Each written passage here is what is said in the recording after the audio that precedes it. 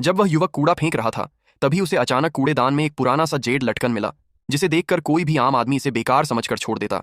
लेकिन युवक को महसूस हुआ कि यह कोई साधारण चीज नहीं है।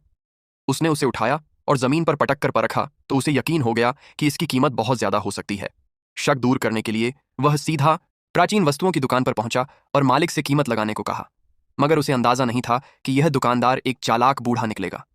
बातचीत के दौरान उसने चालाकी से असली जेड लटकन को हटाकर नकली से बदल दिया और बड़े आराम से कह दिया कि यह तो सिर्फ 20 रुपए का है। लेकिन युवक के पास आकाश दृष्टि जैसी क्षमता थी, जिससे वह असली और नकली में तुरंत फर्क कर सकता था। उसने तुरंत पकड़ लिया कि लटकन बदल दिया गया है और गुस्से में दुकानदार को ललकार दिया।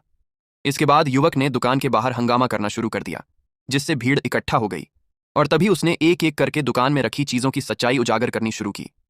उसने बताया कि कौन सी चीज नई है, कौन सी ज्यादा गर्म हो रही है और कौन सी पूरी तरह से नकली है। यहां तक कि दुकान का ज्यादातर माल जाली साबित हो गया। युवक का यह सब करना तुरंत प्राचीन वस्तु संघ के अध्यक्ष की नजर में आ गया, क्योंकि वह समझ गया था कि यह लड़का न सिर्फ असली नकली पहचान सकता है बल्कि जालसाजी के सारे तरीके भी जानता है। इसी बीच युवक दुकान के पीछे वाले आंगन तक पहुंच गया, जिससे मालिक पूरी तरह घबरा गया, क्योंकि वहां कुछ ऐसी चीजें छुपी थीं जो किसी को दिखनी नहीं चाहिए थीं।